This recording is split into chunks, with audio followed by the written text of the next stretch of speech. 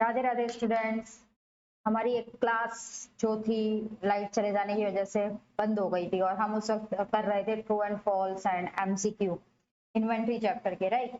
तो अब हम वहीं से जहाँ से हमारी क्लास बंद हुई थी स्टार्ट करते हैं।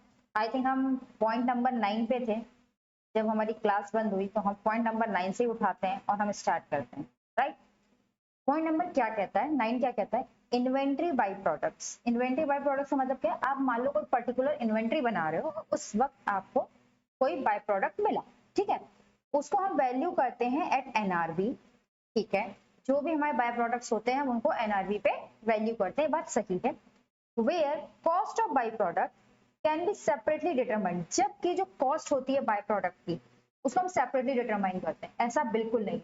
वो क्या है, वो तो आप बनाने चले थे कुछ और साथ ही साथ बन गया, यानी अलग से बाय प्रोडक्ट बनाने की कोई भी कॉस्ट नहीं लगती, ठीक है ना। तो कॉस्ट ऑफ बाय प्रोडक्ट को सेपरेटली डिटरमाइन नहीं किया जा सकता, इसलिए ये स्टेटमेंट क्या है? ये स्टेटमेंट फॉल्स है। Abnormal amount of wasted material, abnormal amount हुआ आपका मटेरियल का वेस्ट हुआ, एबनॉर्मल लेबर वेस्ट हुआ एंड अदर प्रोडक्शन ओवरहेड का वेस्ट हुआ, ठीक है। इसको कॉस्ट ऑफ इन्वेंट्री में इंक्लूड किया जाता है? नहीं। हम कॉस्ट ऑफ इन्वेंट्री में सिर्फ और सिर्फ इंक्लूड करते हैं क्या? Normal waste. नॉर्मल वेस्ट क्या होता है? इंक्लूडेबल होता है, राइट, क्योंकि it's a part of business. आप जो बिजनेस कर रहे हो उसमें वो नॉर्मल वेस्ट होना उस बिजनेस का पार्ट है, इसलिए हम नॉर्मल वेस्ट को इंक्लूड करते हैं। एबनॉर्मल वेस्ट कभी भी नॉर्मल बिजनेस प्रोसेस में पार्ट नहीं बनता, इसलिए हम उसको कभी भी इंक्लूड नहीं करते। एबनॉर्मल वेस्ट कब होगा? एबनॉर्मल वेस्ट तब होगा कि मान लो आग लग गई, आपके चोरी हो गई, ठीक है, या एम्प्लॉयज ऐसे ही आइडियल बैठे हैं, ठीक है ना, मशीन खराब है, आइडल बैठे हैं, लेबर आवर्स का लॉस हुआ, तो ये सारी चीजें नॉर्मल नहीं है, नॉर्मल पार्ट ऑफ बिजनेस नहीं है, इसको हम कभी भी कॉस्ट ऑफ इन्वेंट्री में इंक्लूड नहीं करते। इसलिए ये स्टेटमेंट क्या है? फॉल्स है, क्योंकि ये क्या कह रहा है? ये कह रहा है ये इंक्लूडेड होते हैं, राइट। चलिए नेक्स्ट है 11। Perpetual system requires closure of business for counting of inventory. Perpetual system में इन्वेंट्री को काउंट करने के लिए आपको बिजनेस क्लोज करना होता है। ये स्टेटमेंट ट्रू है या फॉल्स? ये स्टेटमेंट आपका फॉल्स है, क्योंकि परपेचुअल सिस्टम को हम एक और नाम देते हैं। क्या नाम देते हैं? परपेचुअल सिस्टम को हम एक और नाम देते हैं जिसको कहते हैं रियल टाइम। रियल टाइम का मतलब क्या होता है? जैसे ही हम किसी इन्वेंट्री को खरीद के स्टॉक में डालेंगे या जैसे हम किसी इन्वेंट्री को बेचेंगे, दोनों ही कंडीशन में हमारे जो इन्वेंट्री की डिटेल्स हैं, इन्वेंट्री का स्टॉक है, इन्वेंट्री सिस्टम है, वो क्या है? वो रियल टाइम पे अपडेट होता जाएगा। तो ये इसमें हमें बिजनेस को क्लोज करने की जरूरत नहीं होती, हमें हर मिनट हर सेकंड में पता होता है कि हमारे स्टॉक में क्या इन्वेंट्री है। तो बिजनेस के क्लोजर की रिक्वायरमेंट परपेचुअल सिस्टम में नहीं होती, बल्कि फिजिकल इन्वेंट्री सिस्टम में होती है या पीरियोडिक इन्वेंट्री सिस्टम में होती है। Periodic inventory system is a method of ascertaining inventory by taking an actual physical count. To physical inventory system में हम inventory की वैल्यू एक्चुअली काउंट कर कर निकालते हैं। ये क्या है? ये ट्रू है। The value of closing inventory under simple average price method is realistic as compared to FIFO. Closing inventory को वैल्यू करने का जो सिंपल एवरेज मेथड है वो ज्यादा रियलिस्टिक है लीफो से। क्यों? क्योंकि लीफो में हम ये मानते हैं कि जो हमने लास्ट में इन्वेंट्री खरीदी वो हमने बेच दी, जो पहले की इन्वेंट्री पड़ी है वो हमने रखी हुई है। वैसे भी ये जो चीज है, आप एक नॉर्मल बिजनेसमैन के प्रोसेस से सोचो।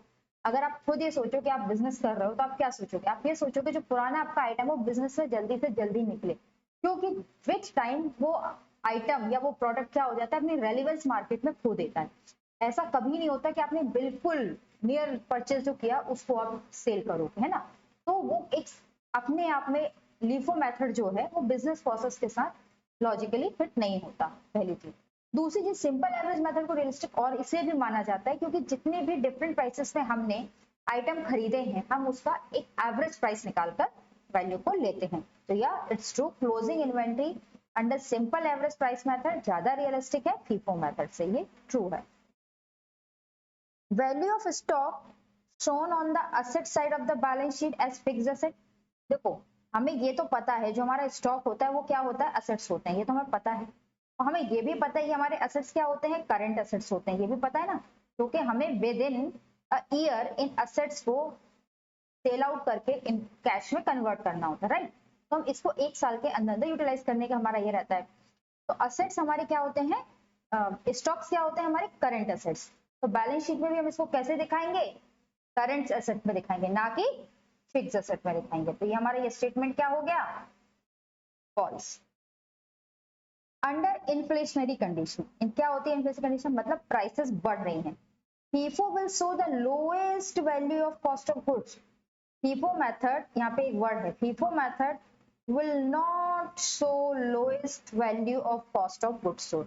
देखो मेरे को एक बात बताओ आप, इन्फ्लेशनरी कंडीशन क्या है, मतलब प्राइसेस बढ़ रही है। ये अप्रैल है, ये मई है, ये जून, जुलाई, अगस्त, सितंबर, अक्टूबर, नवंबर, दिसंबर, ठीक है, और जनवरी, फरवरी, मार्च, ठीक है, इस तरीके के मंथ है। आपने यहाँ परचेस की, यहाँ भी परचेस की, यहाँ भी परचेस करी, यहाँ भी, पूरे साल आपने कुछ ना कुछ परचेस करी हर महीने। अब FIFO मेथड में आपके पास जो कॉस्ट ऑफ गुड्स सोल्ड होगा वो क्या होगा, जो आइटम आपने पहले खरीदे वो पहले बेचे होंगे, यानी कॉस्ट ऑफ गुड्स सोल्ड में आपके ये आइटम इंक्लूड होंगे जो आपने स्टार्टिंग ऑफ ईयर, मतलब साल की शुरुआत में खरीदे होंगे, है ना, वो प्राइसेस इंक्लूड होंगी। तो भाई जो प्राइस यहाँ पे होगी वो क्या होगी, वो तो लोअर होगी ना, कंपेयर टू दिस प्राइस, ये प्राइस हायर होगी। मानी हुई बात है कि नहीं। जब कॉस्ट ऑफ गुड्स सोल्ड में लोअर प्राइस है, लोअर रेट पे खरीदे हुए गुड्स इंक्लूडेड हैं, तो कॉस्ट ऑफ गुड्स सोल्ड आपका क्या होगा, लोअर ही होगा ना, लोअर होगा कि नहीं, लोअर होगा। तो इन्फ्लेशनरी कंडीशन में FIFO मेथड हमेशा लोएस्ट वैल्यू शो करता है कॉस्ट ऑफ गुड सोल्ड की, और यहाँ पे क्या कह रहा है, नॉट सो, ठीक है। तो ये स्टेटमेंट क्या हो गया, ये स्टेटमेंट आपका फॉल्स हो गया। आगे, under LIFO valuation of inventory is based on the assumption that costs are charged against revenue in the order in which they occur. LIFO method में जो वैल्यूएशन करते हैं इन्वेंट्री की, वो इस अजम्पशन पे बेस्ड है कि कॉस्ट को हम चार्ज करेंगे against revenue in the order.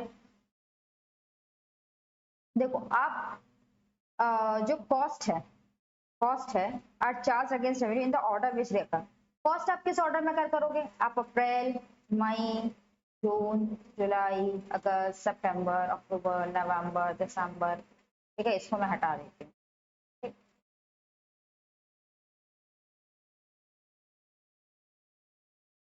January, February and March, cost तो आप इस ऑर्डर में इंकर करोगे ना, कॉस्ट का ऑर्डर तो आपका ये रहेगा, ठीक है ना।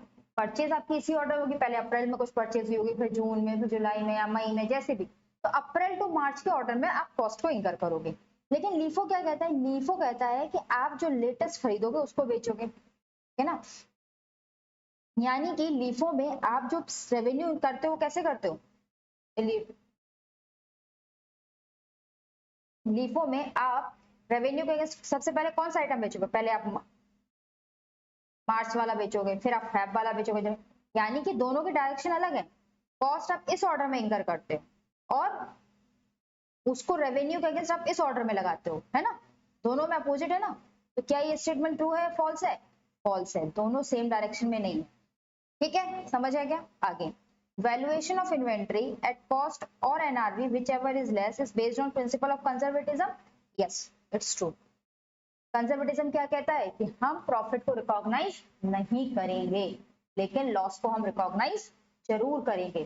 तो हमें ये पता है, हमें क्या पता है, देखो वैसे तो ये बहुत सिंपल है, पहले भी पढ़ चुके हो, 70 की बात कर रहे हैं। ये ट्रेडिंग अकाउंट है ना, ठीक है, मैं बता रही हूँ आपके पास गुड्स हैं, ठीक है, क्लोजिंग, ठीक है, इसकी कॉस्ट की अगर मैं बात करूं तो कॉस्ट है इसकी 1 लाख, और इसकी NRV की बात करूं तो इसकी NRV जो है वो है 1,05,000 रुपए, ठीक। अब आपके पास ओपनिंग स्टॉक है, आपने डाल दिया 10,000, राइट। आपने परचेज करी थी साल भर, आपने वो परचेज भी डाल दी, 2 लाख की जो परचेज करी थी वो भी डाल दी। आपने साल भर में सेल करी 3 लाख, वो भी आपने डाल दी। अब ये बताओ, आपने कहा हमें किस पे स्टॉक को वैल्यू करना है, कॉस्ट और NRV which ever is lower. यानी आप किस पे डालोगे क्लोजिंग स्टॉक को, लोअर वैल्यू पे यानी 1 लाख पे। जब आप इसे 1 लाख पे डालोगे तो आपका प्रॉफिट कितना आएगा, कैलकुलेट करो। प्रॉफिट आएगा 3 और 1 4, 4 में से 2 गए 2 लाख, 2 लाख में से और 10 गए, प्रॉफिट आएगा 1,90,000। ठीक है, ये आपका प्रॉफिट आएगा। अगर ये चीज उल्टी होती, आप कहते हैं विच एवर इज हायर, आप कहते हैं कि मैं लोअर पे वैल्यू ना करके हायर पे वैल्यू करूंगा, यानी कि मैं किससे वैल्यू करूंगा, 1,05,000 पे। अगर आप इसको 1,05,000 पे वैल्यू करोगे तो आपका प्रॉफिट कितना हो जाएगा, 1,95,000। यानी ये प्रॉफिट आपका बढ़ जाएगा। क्यों बढ़ जाएगा, क्योंकि आपने क्लोजिंग स्टॉक को हायर वैल्यू पे डाला, है ना। जैसे ही क्लोजिंग स्टॉक की वैल्यू को आपने हायर पे किया, आपका प्रॉफिट बढ़ गया। और कंजर्वेटिज्म का प्रिंसिपल क्या कहता है कि हमें प्रॉफिट को रिकॉग्नाइज नहीं करना है, बट हमें लॉस को हमेशा रिकॉग्नाइज करना है। इस तरीके से हम अननोइंगली क्या करें, वो प्रॉफिट भी रिकॉग्नाइज करें जो कि हमें रियलाइज नहीं हुआ है। इसलिए हम इसको किस पे रिकॉर्ड करते हैं, लोअर पे। और क्यों करते हैं, due to law of conservatism. ठीक है, due to law of conservatism, right. चलो, तो ये क्या है, true.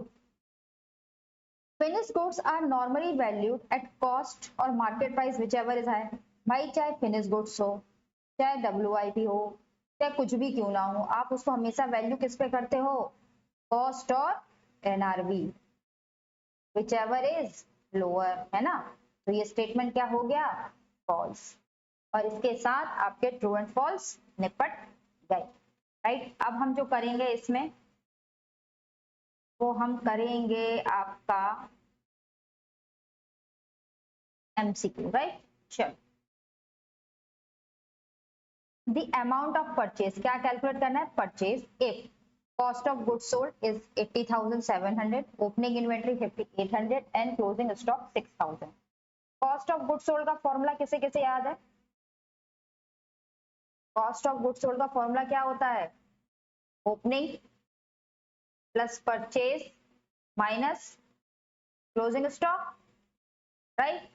Cost of goods sold क्या है, 80,700, ओपनिंग 5,800 प्लस परचेज आपको निकालनी है माइनस क्लोजिंग स्टॉक 6,000। देखो आप इसको सॉल्व करोगे तो आपको मिल जाएगा 80,900।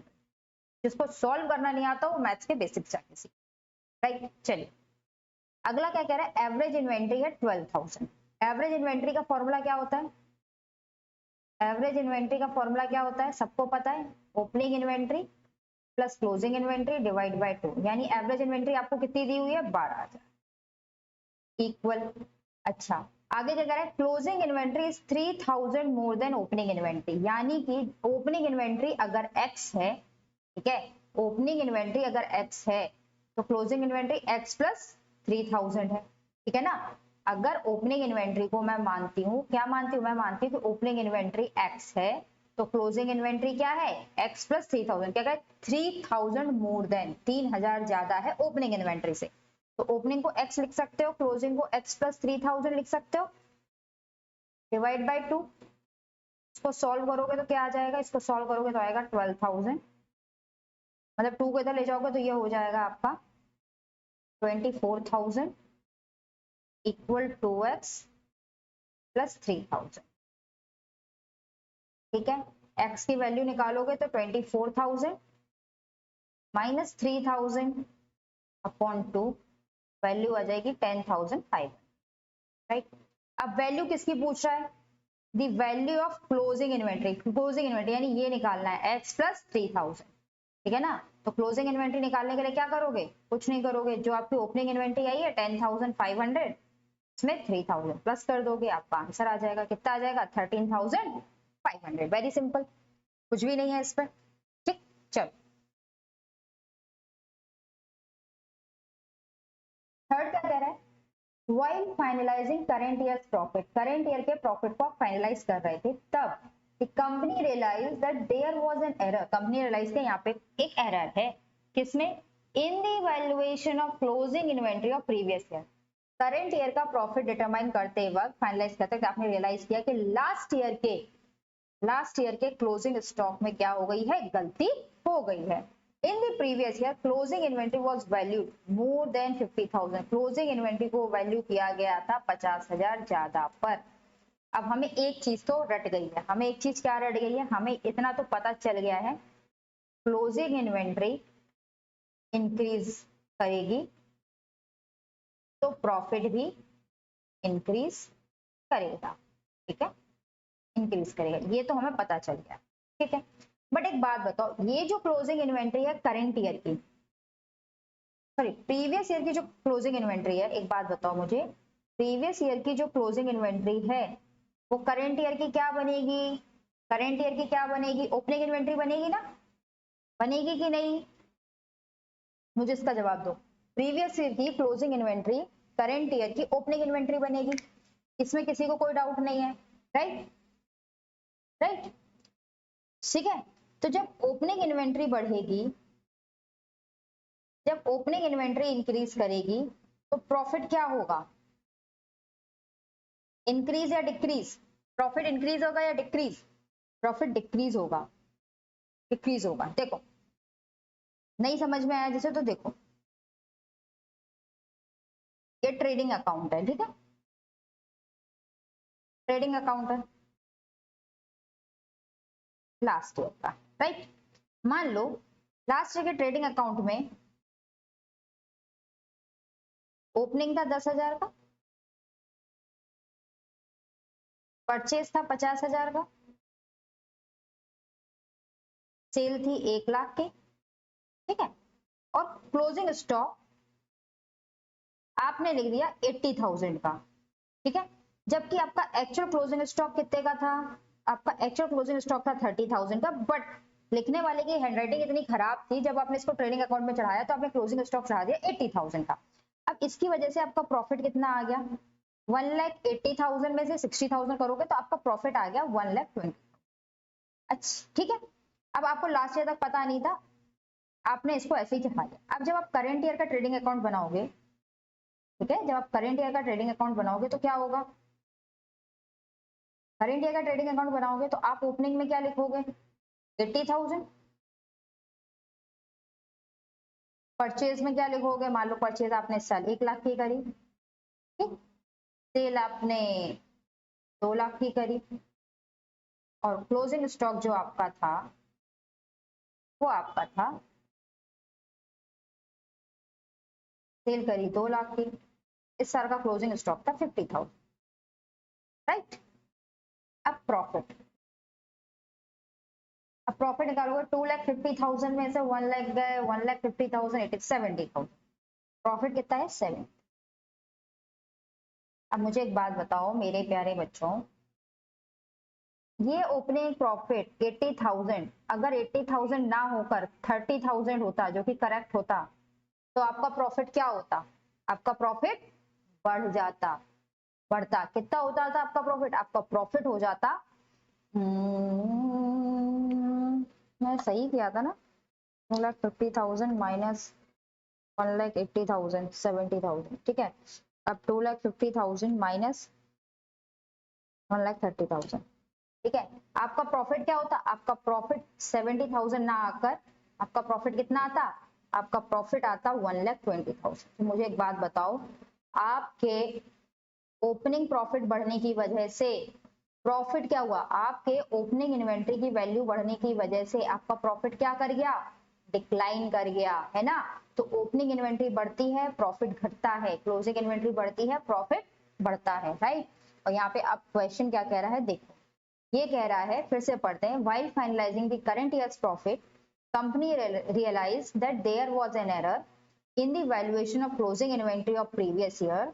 In the previous year closing inventory was valued more by 50,000, 50,000 से ज्यादा वैल्यू की गई थी, तो previous years profit is overstated, हाँ प्रीवियस ईयर का प्रॉफिट तो ओवरस्टेट हुआ होगा क्योंकि प्रीवियस ईयर का क्लोजिंग स्टॉक बढ़ा था। करंट ईयर का प्रॉफिट नहीं नहीं नहीं, करंट ईयर का प्रॉफिट ओवरस्टेट कैसे होगा, क्योंकि करंट ईयर का तो ओपनिंग इन्वेंट्री बढ़ेगा, वो तो अंडरस्टेट होना चाहिए, तो ये तो गलत हो गया। Previous year profit overstated and current year profit understated, yes previous year का प्रॉफिट बढ़ा, जैसे कि यहाँ देख लो 1,20,000 हो गया, जबकि अगर ये 30,000 होता, अगर ये 30,000 करेक्ट होता तो आपका प्रॉफिट कितना होता, आपका प्रॉफिट होता 90,000, है ना। प्रीवियस ईयर का प्रॉफिट तो बढ़ गया था, 90 आना था 1,20 आ गया, और इस साल का प्रॉफिट 1,20 आना था 70 आ गया, राइट, अंतर आता है। नहीं, ये गलत तो नहीं बोल दिया मैंने, एक मिनट।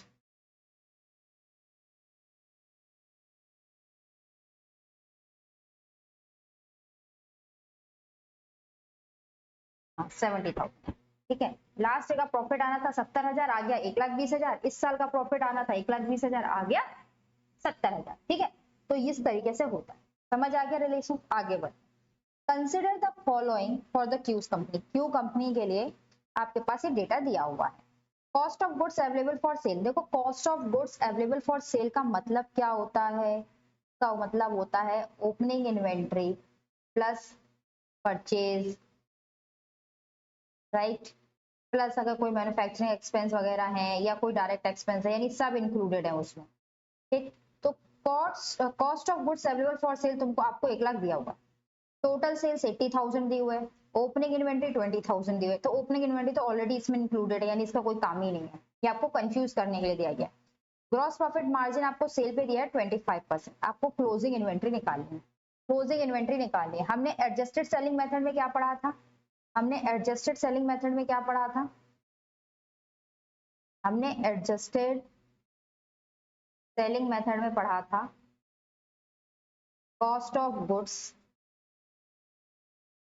है ना, अवेलेबल फॉर सेल में से माइनस कर दो कॉस्ट ऑफ गुड्स सोल्ड। ठीक है, अब हमारे पास goods, cost of goods available for sale तो है, वो कितना है? 1 lakh, minus cost of goods sold करना है।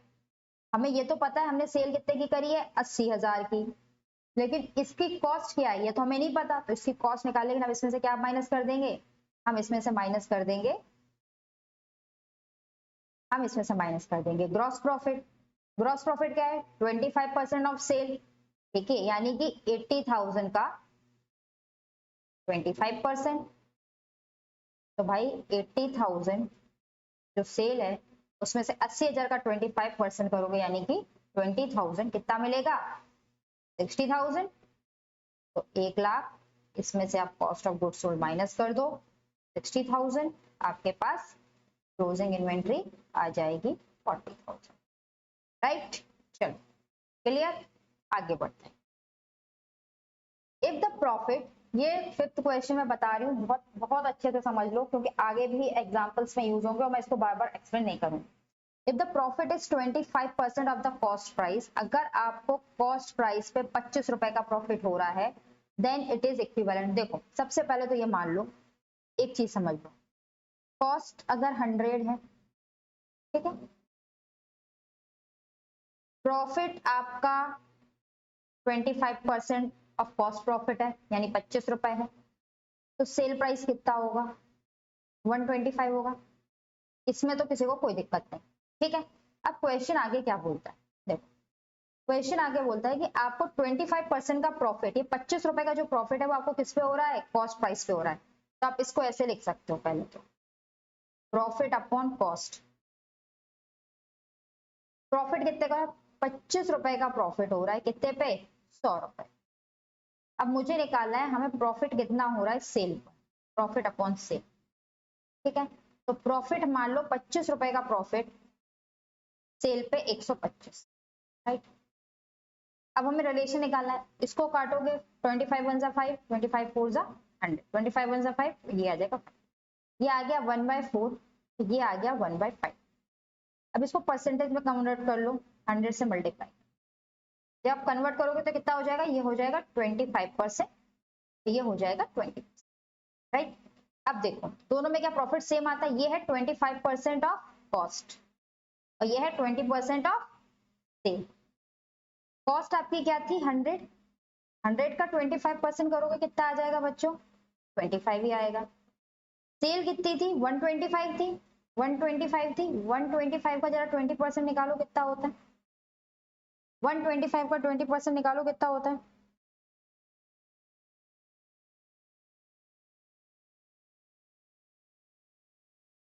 ये भी कितना आ गया? 20। इक्वल हो गए दोनों के दोनों, इक्वल हो गए, राइट। तो जब भी इस तरीके से आपको रिलेशन निकालना हो तो आप ऐसे ही रिलेशन निकालोगे। ठीक है।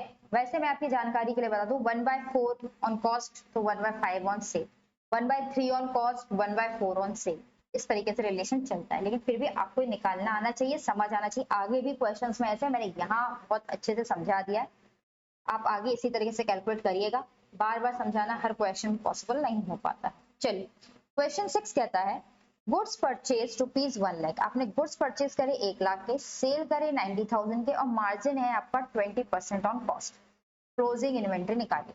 अब देखो ये 20% ऑन कॉस्ट है ना, यानी ये कितना है 20/100 और आपको सेल दिया है, यानी हम सेल पे निकालोगे तो 20/120 होगा ना। देखो ये 1/5 है और ये 1/6 है, यानी 1/6 ऑफ सेल है, ज्यादा ये मत करना। ठीक है, सेल कितनी दी हुई है भाई, सेल 1,00,000 है, इसमें से cost of goods sold minus कर दो। कॉस्ट ऑफ गुड्स सोल्ड क्या होगा 90,000, नीचे लिख दो। ठीक है, कॉस्ट ऑफ गुड्स सोल्ड क्या होगा, देखो सेल दिया है 1,00,000, इसमें से माइनस कर दो cost of goods sold. Cost of goods sold, sorry यार ये सेल नहीं है, परचेज है।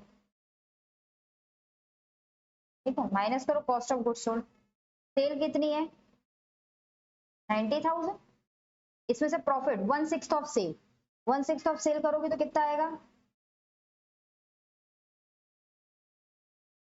करो आंसर मिलेगा आपको, करो करो, तो ये हो जाएगा 90,000 माइनस 15,000, यानी कि ये आ जाएगा 75,000। आपने जो सामान बेचा वो कितने का था 75,000 का, तो 75,000 माइनस कर दो।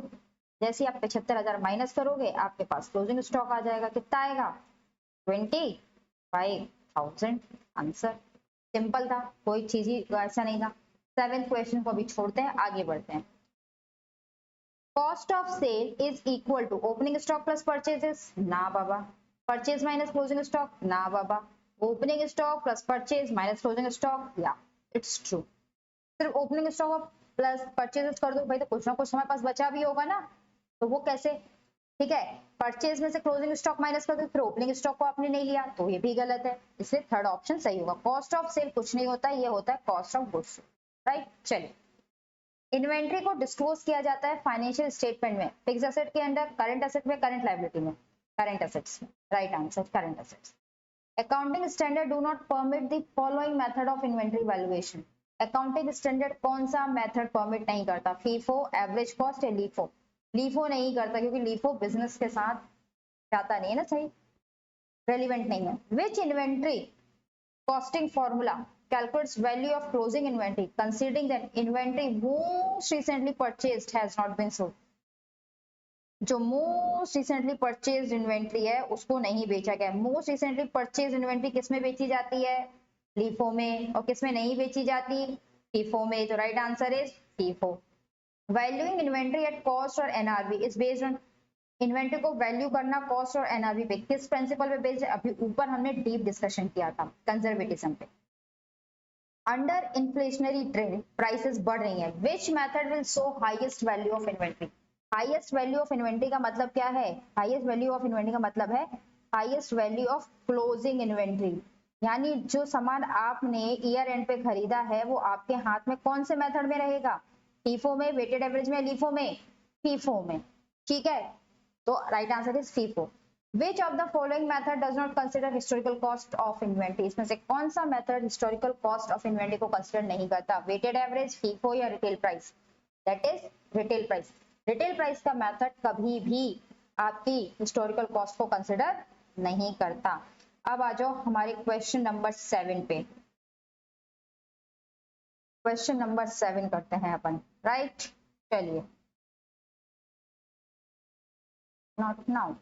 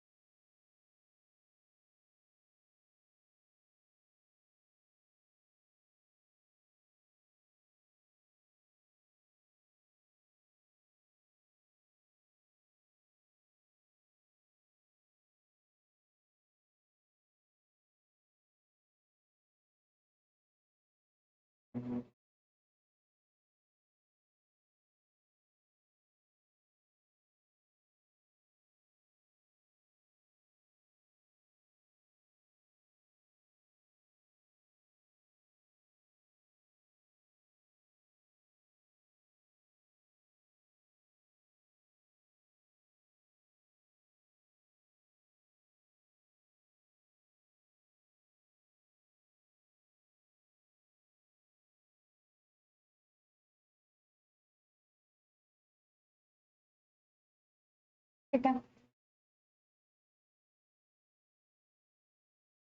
ये आपकी रिसिप्ट, ये इशू और ये बैलेंस। ठीक है, इसमें भी आपके आएंगे quantity, rate, amount, quantity, rate, amount, quantity, rate, amount. Right, चलिए अब हम करते हैं सवाल।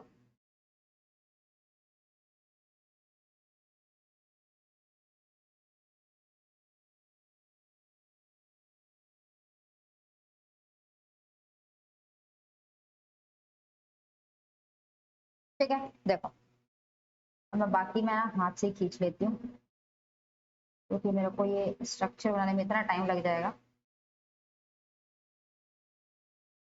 ओके, चलिए क्या कह रहा है, a company is following weighted average cost method for valuing its inventory. ठीक है, the details of its purchase and issue of raw material during the week are as follows। Details दी हुई है इसके परचेज की और इशू ऑफ रॉ मटेरियल की। सबसे पहले उसने क्या किया है, एक बारह को आपकी ओपनिंग इन्वेंट्री है उसके पास ना, क्या है वो ओपनिंग इन्वेंट्री है।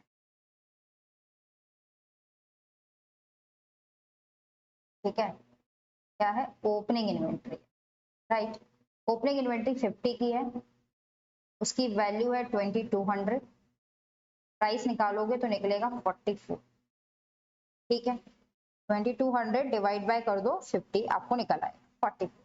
उसके बाद उसने किया परचेज, अच्छी बात है, परचेज की है, 100 यूनिट्स परचेज करे हैं 47 के रेट से, जिसकी वैल्यू हो जाएगी 47। ओपनिंग इन्वेंट्री तो ओपनिंग का बैलेंस वैसे का वैसे ही बना रहेगा, पहला 50, 44, 2200। अब परचेज के बाद इनके पास कितनी हो जाएगी क्वांटिटी, परचेज का इनके पास क्वांटिटी हो जाएगी 150, और पूरी क्वांटिटी की वैल्यू कितनी हो जाएगी 2200 प्लस 4700, 6900। राइट, अब 6900 को डिवाइड कर दोगे 150 से तो आपको वैल्यू मिल जाएगी, वेटेड एवरेज क्या 46। आगे क्या बोल रहा है, 4/12 को 4/12 4/12 4 दिसंबर को इनने 50 यूनिट इशू करी। तो जो 50 यूनिट इशू करी होगी वो कौन सी वाली करी होगी, 46 वाली करी होगी ना। 50 इंटू 46 करो कितना आ गया, यानी से 2300 की तो इशू। Very good.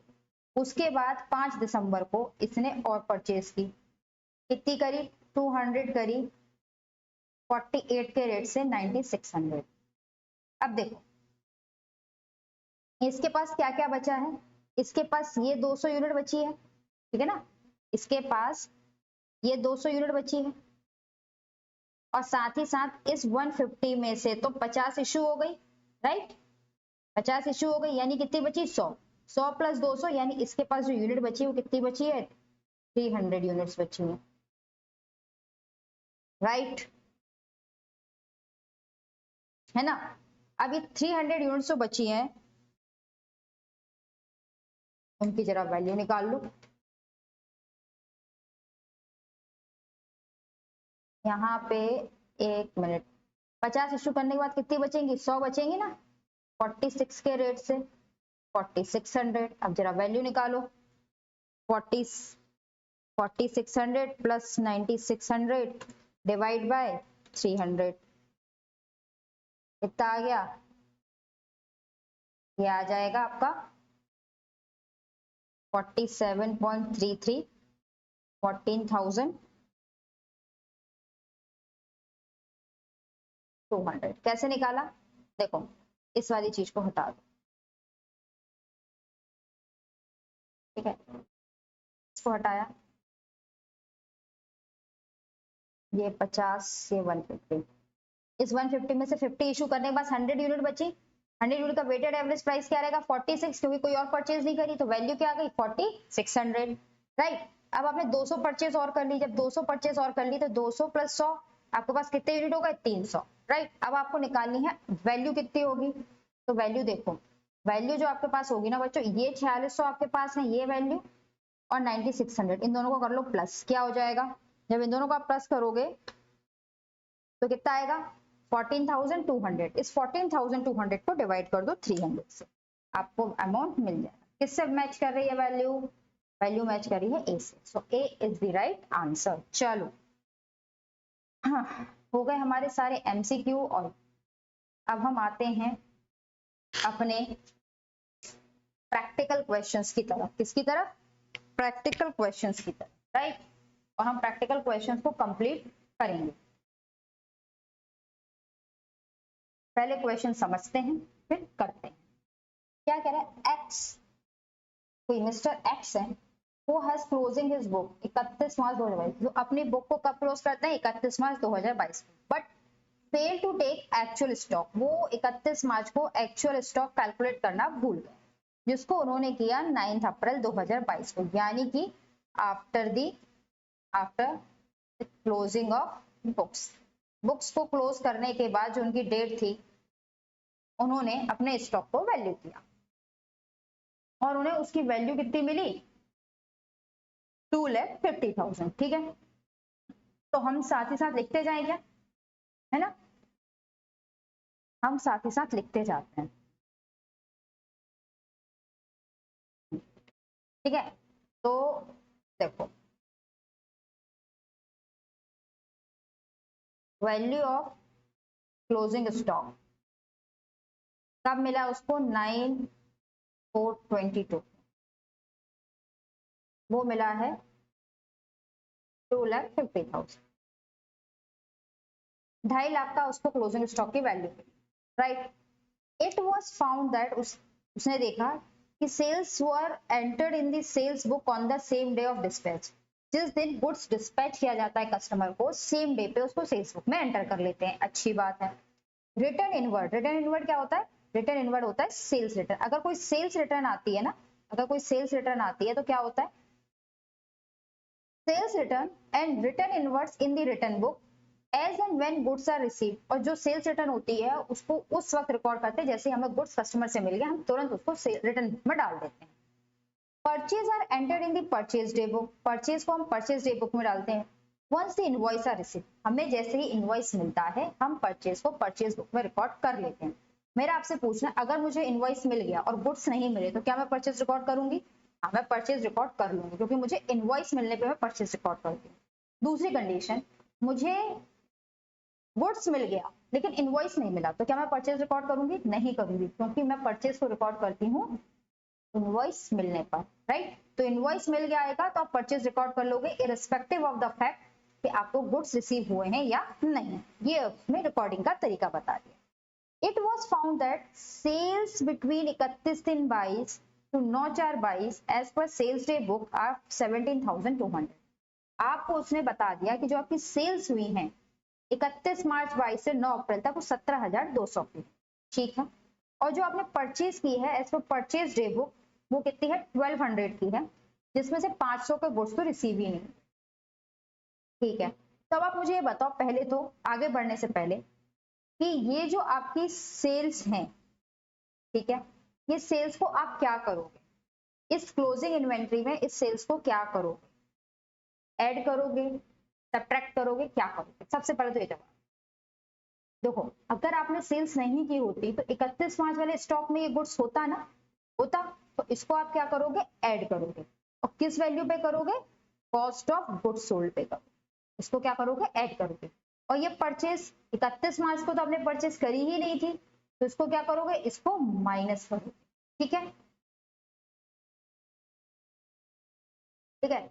एक मिनट ना, ये परचेजेस हुई नहीं थी तो परचेज को क्या करोगे माइनस करोगे, लेकिन कितनी परचेज को माइनस करोगे भाई, 1200 की परचेज आपने रिकॉर्ड जरूर करी है लेकिन उसमें 500 के तो गुड्स मिले ही नहीं, यानी 700 की परचेजेस को आप क्या कर दोगे माइनस कर दोगे। आगे Goods invoiced during the month of March 2022 but received only on 4th April 2022 amounted 1000.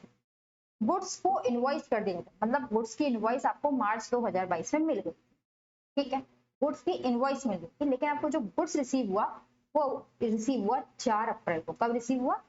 4 अप्रैल को रिसीव हुआ। तो एक बात बताओ, इनवॉइस मिली थी ना, सिर्फ क्या मिला था? इनवॉइस मिली थी, गुड्स तो नहीं मिले थे, क्योंकि गुड्स तो आपको 4 अप्रैल को मिले। तो भाई ये क्या मेरे स्टॉक में पड़े होंगे? डेफिनेटली नहीं पड़े होंगे, तो इसको क्या करना पड़ेगा? माइनस। अब आपको असरटेन करने क्या करना है? असरटेन करना है value of physical stock, value करनी है फिजिकल स्टॉक की, निकालनी है 31 मार्च 2022। चल, तो अब हम क्या करते हैं, अपने सवाल को शुरू करते हैं। हम करेंगे add value of cost of goods sold, कब से कब तक? आपका है 31/3 से 9/4, राइट। सेल कितने की है? सेल है 17,200, इसमें से माइनस कर दो ग्रॉस प्रॉफिट। अच्छा, अब प्रॉफिट क्या है आपको यहाँ पे देखो दिया हुआ है, rate of gross profit is 33.13% on cost, ठीक है, 33.13% ऑन कॉस्ट, ये आपको दिया हुआ है, राइट। कॉस्ट पे दिया हुआ है, लेकिन ये क्या है? सेल प्राइस, तो हमें सेल्स में निकालना है, यानी कि हमें 33.33 का प्रॉफिट 100 रुपए पे हो रहा है, तो 33.33 का प्रॉफिट हमें 133.33 पे होगा, तो क्या होगा? देखो आप लोग सॉल्व करना, ये आपको मिलेगा 1/3, तो सॉल्व करोगे ये मिलेगा आपको 1/4। क्या मिलेगा? 1/4। यानी कि आप ग्रॉस प्रॉफिट कैसे निकालोगे, और इस 1/4 को जब परसेंटेज कन्वर्ट करोगे तो कितना हो जाएगा? 25%, राइट। तो ग्रॉस प्रॉफिट आप जब कैलकुलेट करोगे तो करोगे 17,200 का 25%, और ये आपको मिलेगा 4,300। 17,200 माइनस 4,300, ये आपका आएगा कितना? 12,009, ठीक है। अब इसको आप ऐड कर लोगे तो हो जाएगा 2,62,009। अब जो हमें माइनस करना है वो हम माइनस कर देंगे, क्या?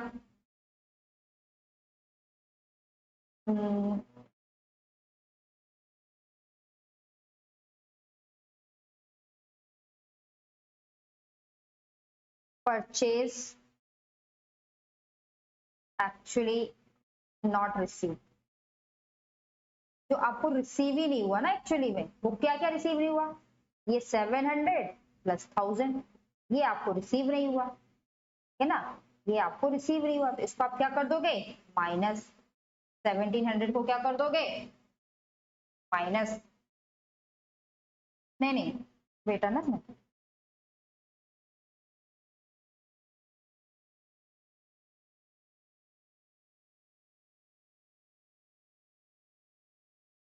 कौन कौन सा रिसीव नहीं हुआ? आपको रिसीव नहीं हुआ 1000, ठीक है ना, जो अप्रैल में रिसीव हुआ, प्लस 500, यानी 1500 आपको रिसीव नहीं हुआ, तो इसको 1500 को आप कर दो माइनस, कितना आएगा? 262,900 माइनस 300,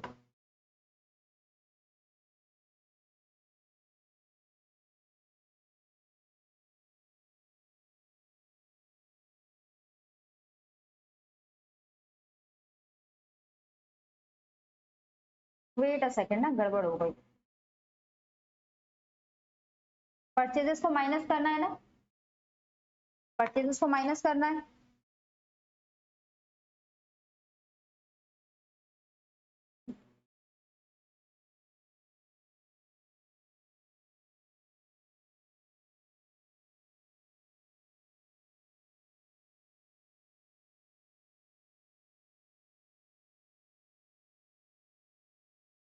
ठीक है।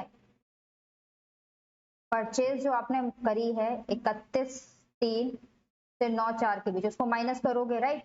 आपने परचेज कितनी रिकॉर्ड कर रखी है बुक में? 1200 की, है ना, जिसमें 500 के तो गुड्स मिले ही नहीं है, राइट। तो आप कितने की परचेसेस हटाओगे? 700 की, जो आपने रिकॉर्ड कर रखी है वो परचेज हटाओगे। दूसरा ये जो परचेज आपने रिकॉर्ड कर रखी थी, ठीक है ना, परचेज रिकॉर्डेड इन मार्च और गुड्स रिसीव आपको हुआ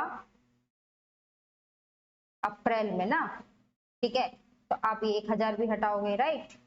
देखो आपका वैल्यू कितना आ जाएगा, 261400, सॉरी 261200, राइट। समझ में आ गया, ये दोनों ही आपको माइनस करने थे, माइनस कर दिया एंड आपका आंसर आ गया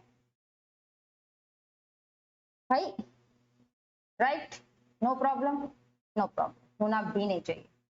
चलो अब आते हैं हम क्वेश्चन नंबर 2 पे। From the following information ascertain the value of stock 31 March 2022। आपको इस इंफॉर्मेशन से वैल्यू निकालनी है क्लोजिंग स्टॉक की 31 मार्च 2022। 1 अप्रैल को आपके पास स्टॉक है 7 लाख का, परचेज आपने की है 34,60,000 की और मैन्युफैक्चरिंग एक्सपेंस किए हैं 7 लाख के। Sales during the same period, आपका सेल्स जो है वो 52,20,000 का, ठीक है। At the time of valuing the stock 31/3/21, जब आप 31/3/21 को यानी लास्ट ईयर जब अपना स्टॉक वैल्यू कर रहे थे तो आपने 60,000 राइट ऑफ किया था एक पर्टिकुलर आइटम से जिसको ओरिजिनली परचेज किया गया था 2 लाख रुपए का, ठीक है, और सोल्ड कर दिया गया 1,60,000 का। But for the above transaction gross profit earn, यानी इस 52,60,000 में ये 1,60,000 की सेल भी इंक्लूडेड है कि नहीं, पहले तो ये बताओ है या कि नहीं, ठीक है। तो इस 1,60,000 पे जो प्रॉफिट हुआ वो तो अलग हुआ, ठीक है, और इस बाकी 1,60,000 के को हटाने के बाद जो आपकी सेल बचेगी उस पे आपको जो प्रॉफिट हो रहा है वो कितने से हो रहा है, 25% से हो रहा है, राइट। अब आपको कैलकुलेट करना है क्या, क्लोजिंग स्टॉक। क्वेश्चन समझ में आ गया, आपको ओपनिंग स्टॉक दिया है, परचेज दी है, मैन्युफैक्चरिंग एक्सपेंस दिए हैं, सेल्स दिया है, राइट।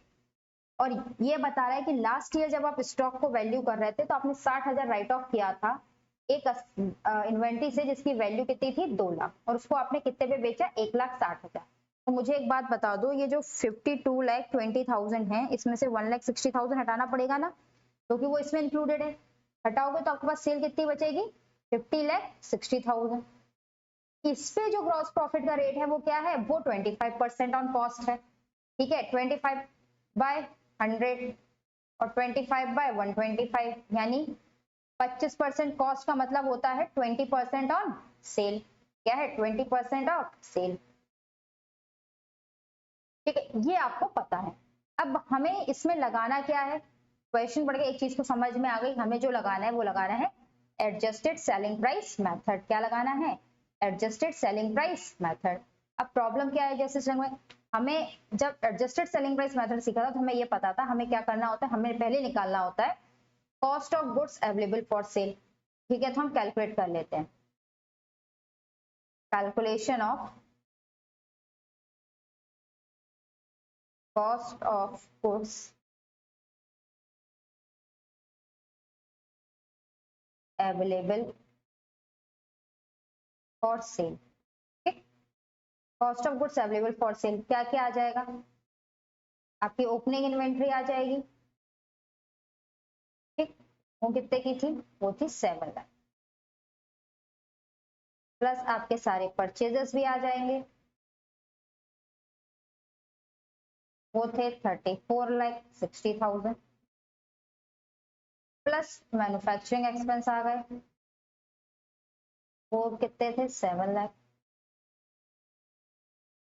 जरा टोटल करो कितना आएगा, ये आ जाएगा 48,60,000। एडजस्टेड सेलिंग प्राइस मेथड हमने क्या सीखा था, हमें cost of goods available for sale मिल जाए, हमें cost of goods available for sale मिल जाए तो हमें इसमें से क्या करना चाहिए, माइनस कर देना चाहिए कॉस्ट ऑफ गुड्स सोल्ड। क्या, कॉस्ट ऑफ गुड्स सोल्ड।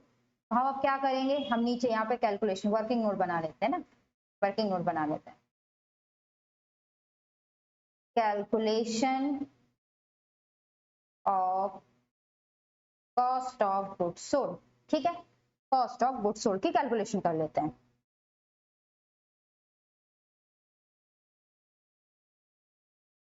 ठीक है, सेल कितने की है,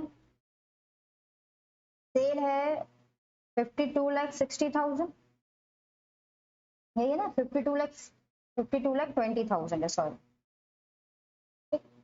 52,20,000। अच्छा, नॉर्मल प्रॉफिट माइनस कर लो पहले तो इसमें, ठीक है ना।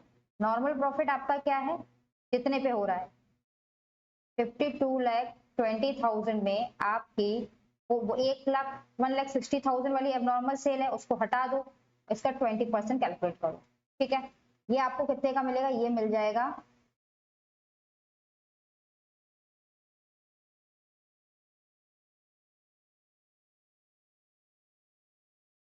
52,20,000 माइनस 1,60,000 का 20%, इसको आप कैलकुलेट करोगे तो आपको मिलेगा 10,12,000, ठीक है, मिल गया।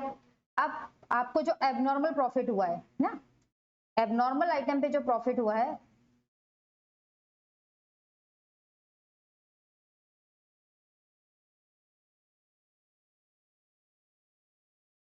ठीक है, वो कर लो। कितने पे बेचा आपने उस आइटम को, 1,60,000 पे बेचा है, राइट। देखो आपने उसको कितने का खरीदा था, 2 लाख का खरीदा था, और उसमें से 60,000 राइट ऑफ कर दिए थे, ठीक। तो उसकी वैल्यू कितनी बची थी, 1,60,000। 2 लाख का खरीदा था, 60,000 राइट ऑफ कर दिया, यानी उसकी वैल्यू बची 1,40,000, यानी उस पर आपको प्रॉफिट कितना हो रहा था, 20,000। तो ये 20,000 भी आप माइनस कर दोगे, ठीक है। ये प्रॉफिट नॉर्मल आइटम पे और एबनॉर्मल आइटम पे, दोनों के प्रॉफिट को जैसे ही आप माइनस करोगे आपको कॉस्ट ऑफ गुड्स सोल्ड मिल जाएगा, ठीक है ना।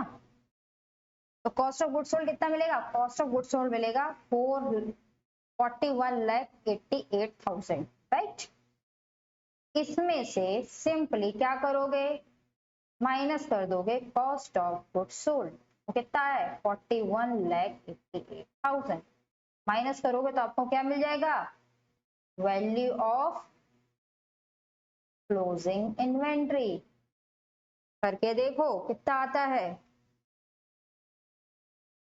6,72,000, आ गया आंसर 6,72,000।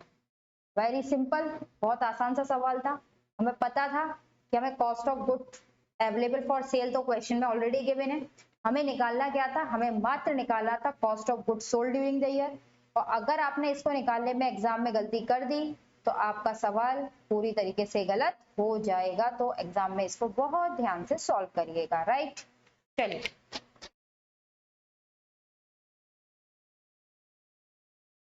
अब हम आते हैं क्वेश्चन नंबर 3 पे। क्वेश्चन नंबर 3 जो है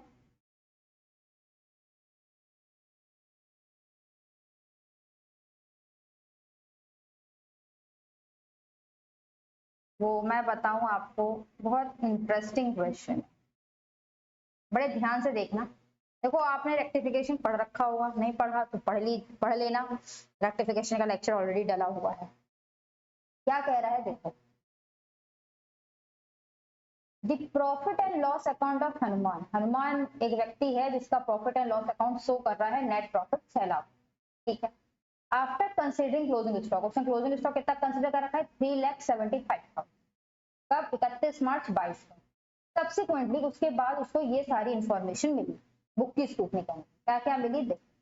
पहला मिला परचेज फॉर द ईयर, जो परचेज है ईयर की उसमें इंक्लूड है 15,000 रुपीज, जो उसने पे किसके लिए किए हुए थे, new electric fitting, electric fitting कराने के लिए उसने 15,000 रुपए पे किए थे, जो कि आपने परचेज में डाल दिए। पहले ये बताओ मुझे, इलेक्ट्रिक फिटिंग के लिए जो ये खर्चा किया गया 15,000 रुपए, क्या वो एक्सपेंस है, क्या वो एक्सपेंस है, नहीं वो एक्सपेंस नहीं है। क्यों, इलेक्ट्रिक फिटिंग के लिए जो खर्चा किया गया, इलेक्ट्रिक फिटिंग जो नहीं कराई गई वो क्या मानी जाएगी, वो आपकी ट्रीट करी जाती है एज ए फिक्स्ड एसेट, क्या की ट्रीट की जाती है एज ए फिक्स्ड एसेट, और आपने उसको कैसे रिकॉर्ड कर लिया, परचेज, आपने उसको किस में डाल दिया, एक्सपेंसेस में। तो ये गलत है कि नहीं,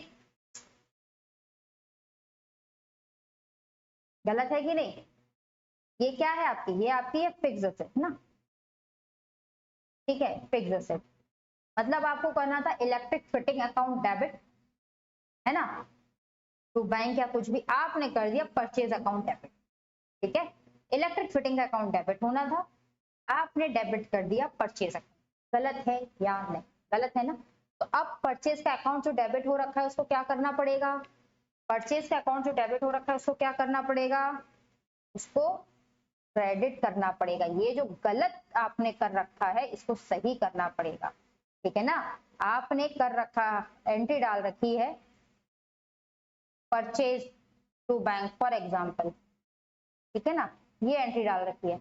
एंट्री होनी क्या थी? ये एंट्री आपने डाल रखी है ना, ये आपने कर रखा है, ये आपने कर रखा है, ठीक है। व्हाट टू बी, होना क्या था? टू बी होना क्या था? होना था क्या? Electric fitting to bank. अब हमें क्या करना पड़ेगा? इलेक्ट्रिक फिटिंग को हमें क्रेडिट करना पड़ेगा, करना पड़ेगा ना। ऐसे ही तो करोगे करेक्शन, इलेक्ट्रिक फिटिंग को क्या करोगे? क्रेडिट करोगे, और परचेज को क्रेडिट करोगे, राइट। तो हमें इलेक्ट्रिक फिटिंग को क्या करना पड़ेगा? क्रेडिट करना पड़ेगा अपने पीएनएल एडजस्टमेंट अकाउंट में, राइट। चलिए अगला क्या है? Hanuman gave away goods value 40,000। 40,000 के गुड्स उसने as a free sample distribute कर दिए। क्या कर दिए? As a free sample distribute, for which no entry was made. एक बात बताओ, हनुमान ने 40,000 के गुड्स फ्रीली डिस्ट्रीब्यूट कर दिए और उसके लिए कोई भी एंट्री बुक में पास नहीं करी। पहले तो बताओ, एडवर्टाइजमेंट जब आप करते हो, फ्री में सैंपल आप जब डिस्ट्रीब्यूट करते हो तो एंट्री क्या पास होती है? एंट्री पास होती है एडवर्टाइजमेंट टू परचेज, राइट। आपको अब ये एंट्री पास करनी पड़ेगी ना। हनुमान ने जो बुक आपको बुक्स दे दिए हैं, इसकी एंट्री आपको पास करोगे। अब इससे बताओ बुक में क्या असर पड़ेगा? क्या बुक में कोई असर आएगा? पीएनएल एडजस्टमेंट में कोई असर पड़ेगा? ठीक है, अगर आपने एंट्री पास ये करने से, क्योंकि ये तो पीएनएल का पार्ट बनेगा और ये आपका ग्रॉस प्रॉफिट का पार्ट बनेगा, राइट। तो नील इफेक्ट तो पीएनएल एडजस्टमेंट में क्या हो गया? जीरो हो गया ना बच्चों, है ना। नेट इफेक्ट क्या हो गया? जीरो हो गया, क्योंकि ये तो पीएनएल में जाएगा, ये ग्रॉस प्रॉफिट में जाएगा। Net impact is zero, right. तो हम क्या करेंगे? हम इस 40,000 को डेबिट करेंगे और साथ ही साथ क्रेडिट भी करेंगे, राइट, जैसा कि आपकी बुक में किया गया है। अदरवाइज हम इस एडजस्टमेंट को छोड़ भी सकते थे पीएनएल एडजस्टमेंट अकाउंट में दिखाने, क्योंकि आपकी बुक में दिखा है तो हम भी दिखाएंगे, राइट। चलिए अगली क्या कह रही है, मैं हटा दे।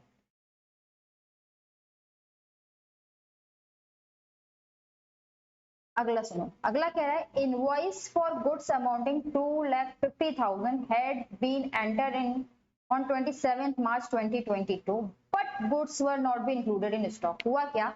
इनवॉइस मिला गुड्स का आपको 2,50,000 का, उसको आपने रिकॉर्ड कर लिया, यानी कि 27 मार्च को आपने परचेज तो रिकॉर्ड कर ली। क्या किया? परचेज तो रिकॉर्ड कर लिया, ठीक है। Purchase account debit to cash to bank जो करना था आपने करके परचेज तो रिकॉर्ड कर ली, लेकिन आपको रिकॉर्ड करना क्या था? क्लोजिंग स्टॉक रिकॉर्ड करना था। आप क्लोजिंग स्टॉक रिकॉर्ड करना भूल गए। आप ये बताओ, क्लोजिंग स्टॉक की वजह से हमारा प्रॉफिट क्या होता है? इंक्रीज होता है। हम पहले भी इसी लेक्चर में डिस्कस कर चुके हैं, राइट। तो हम इसको क्या करेंगे? इसको हम क्रेडिट करेंगे पीएनएल में। क्यों? क्योंकि क्लोजिंग स्टॉक की वजह से हमारा प्रॉफिट क्या होता है? इंक्रीज होता है, इसलिए हम क्रेडिट करेंगे टू पीएनएल। क्योंकि हमने क्लोजिंग स्टॉक पास को रिकॉर्ड करने की जो एंट्री डालनी थी, क्या एंट्री डालनी थी? Closing stock account debit to trading account, यानी ट्रेडिंग अकाउंट में जो हमें क्रेडिट करना था वो तो हमने किया नहीं ना, हमने ये एंट्री पास ही नहीं करी। हमें ये एंट्री पास करनी पड़ेगी, और जैसे हम क्लोजिंग स्टॉक को रिकॉर्ड करेंगे हमारा प्रॉफिट ऊपर जाएगा, यानी कि पीएनएल एडजस्टमेंट अकाउंट में इसको क्रेडिट करना पड़ेगा, राइट। अब आगे देखो, इन मार्च 2022 क्या हुआ? गुड्स ऑफ 2 लाख, 2 लाख के गुड्स से जिसको सोल्ड किया, डिलीवर किया, 2 लाख के गुड्स बेच भी दिए, what taken in the sales for April. 2 lakh का गुड्स आपने मार्च में बेचा लेकिन रिकॉर्ड किया अप्रैल की सेल्स की तरह, ये तो गलत है, ये गलत है। तो इस सेल्स को आप क्या करोगे? सेल्स को रिकॉर्ड करोगे मार्च, ठीक है ना, सेल्स को रिकॉर्ड करोगे मार्च में। इसको बेसिकली क्या करोगे?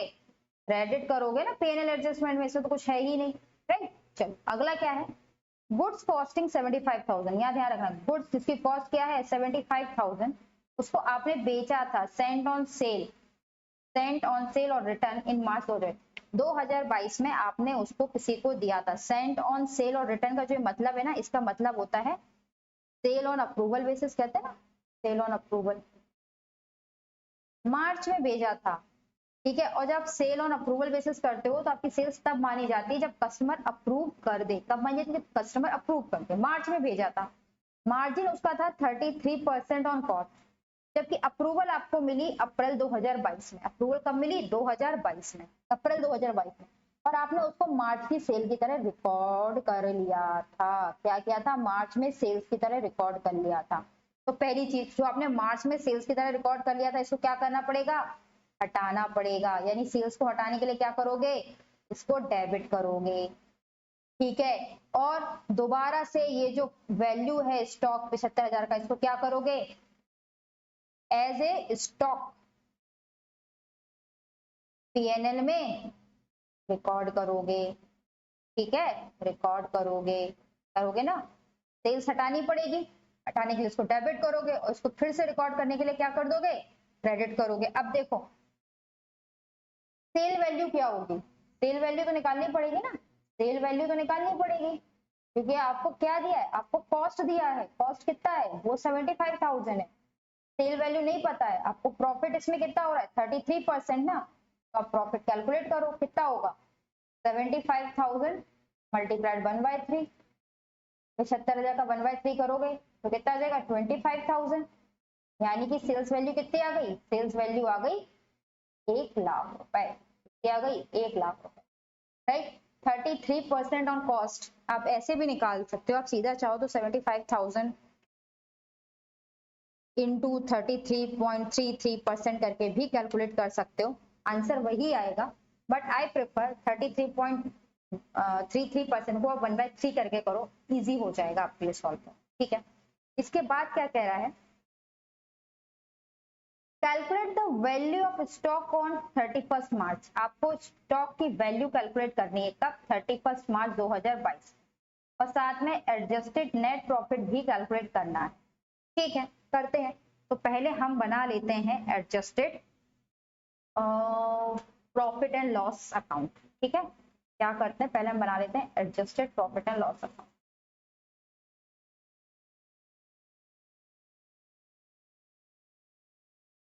एडजस्टेड प्रॉफिट एंड लॉस, ठीक है। चलो, ठीक है ना।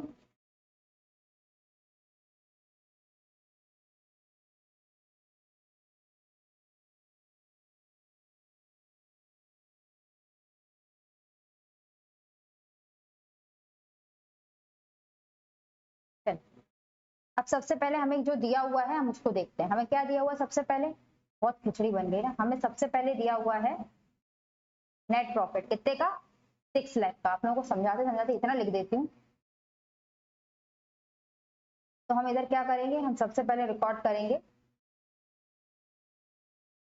To cell 6 lakh.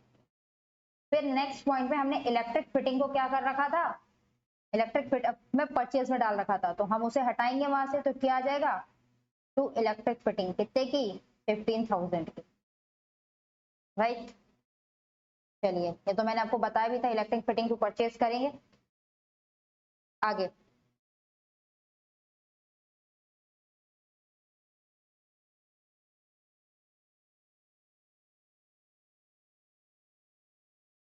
हाँ, हनुमान ने गुड्स बांटे थे 40,000 के एज ए फ्री सैंपल। 40,000 के फ्री सैंपल जो गुड्स बांटे थे उसका प्रॉफिट एंड लॉस एडजस्टमेंट में कोई इंपैक्ट नहीं आएगा, ठीक है ना, क्योंकि एडवर्टाइजमेंट आपका पार्ट बनेगा नेट प्रॉफिट का और परचेज पार्ट बनेगा ग्रॉस प्रॉफिट का। नील इंपैक्ट विल बी 0। बट क्योंकि दिया हुआ है तो हम क्या करेंगे? हम दोनों साइड रिकॉर्ड कर लेंगे, डेबिट एंड क्रेडिट में। यहाँ रिकॉर्ड करेंगे टू एडवर्टाइजमेंट 40,000, ठीक है, और यहाँ रिकॉर्ड कर देंगे टू सैंपल, राइट, 40,000। उसके बाद हमारी जो अगली चीज थी वो क्या थी? गुड्स हमें 2.5 लाख के, तो हमने परचेज तो रिकॉर्ड कर ली थी, लेकिन हमने उसको क्लोजिंग स्टॉक को रिकॉर्ड नहीं किया था। यही बोल रहा था ना, देखो ये चीज यही बोला था ना, goods amounting 2,50,000 have been entered. 27 को आपने purchase account debit to cash करके इसको तो रिकॉर्ड कर लिया है, बट स्टॉक को रिकॉर्ड नहीं किया। तो हमें क्या करना है, अब स्टॉक को रिकॉर्ड करना है ना। और स्टॉक रिकॉर्ड करने से हमारा प्रॉफिट क्या होता है, बढ़ता है। इसलिए हम क्लोजिंग स्टॉक करके, मतलब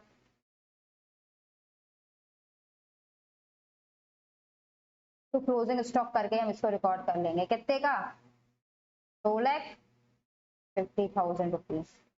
ठीक है, और उसके बाद नेक्स्ट हमने क्या किया था, सेल थी मार्च की, हमने उसे अप्रैल में रिकॉर्ड कर ली थी। भाई सेल भी क्रेडिट ही होगी, उससे भी प्रॉफिट बढ़ेगा 2.5 लाख का।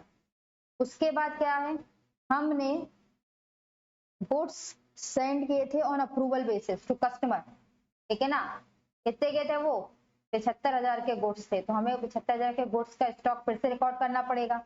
और वो जो हमने सेल कर रखी थी टू सेल, है ना, goods Saint on approval basis, वो तभी रिकॉर्ड होती है जब हमें अप्रूवल मिल जाए। मार्च तक तो हमें अप्रूवल मिला नहीं था, तो हमें वो भी सेल हटानी पड़ेगी, हटा दी।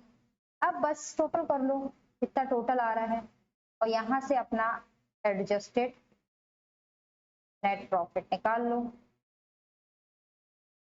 6 lakh plus 15,000 plus 40,000 plus 4,50,000 plus 70,000 plus ये आ रहा है 11,88,000 minus 10,40,000, sorry adjusted net profit आ गया 1,10,40,000, राइट। ये आपका अब देखो, अब हमें क्या निकालना है, हमें निकालना है साथ ही साथ वैल्यू ऑफ क्लोजिंग इन्वेंट्री। निकाल लेते हैं, इसमें कौन सी, calculation of value of closing inventory. ठीक है ना, देखो आपको वैल्यू ऑफ क्लोजिंग इन्वेंट्री कितनी दी हुई है, 31/3/22 को ऑलरेडी जो दी हुई है वो शायद 3,75,000 दी हुई है, या 25,000 दी हुई है, 3,75,000 प्लस आपने 2.5 लाख की परचेज तो रिकॉर्ड करी थी, लेकिन उस परचेज में से क्लोजिंग स्टॉक आपने रिकॉर्ड नहीं किया था ना, ये वाला। तो ये वाला क्लोजिंग स्टॉक भी आपको क्या करना है, 2.5 लाख का, ये भी आपको ऐड करना है 2,50,000। और तीसरा क्या एडजस्टमेंट था, तीसरी एडजस्टमेंट ये थी, goods Saint on approval basis को हम पार्ट ऑफ स्टॉक ही मानते हैं जब तक कस्टमर से अप्रूवल ना मिल जाए। यहाँ भी आपको अप्रूवल नहीं मिली थी और आपने उसको स्टॉक से हटा दिया था, तो इसको भी ऐड करो। जरा ऐड करके देखो कितना आ रहा है, 3,75,000 प्लस 2,50,000 प्लस 75,000, ये आ जाएगा 7। ठीक है, now your question number 3 is complete. Question number 4 is very easy question. आप इसको अपने से ट्राई करो, और अगर ट्राई करने पे आपसे सॉल्व नहीं होता है तो आप कमेंट सेक्शन में मुझे लिख के बताइएगा, मैं आपको आगे क्वेश्चन सॉल्व कर दूंगी। तो basically I am leaving this question intentionally, मैं क्वेश्चन आप लोगों के लिए छोड़ रही हूँ फॉर प्रैक्टिस।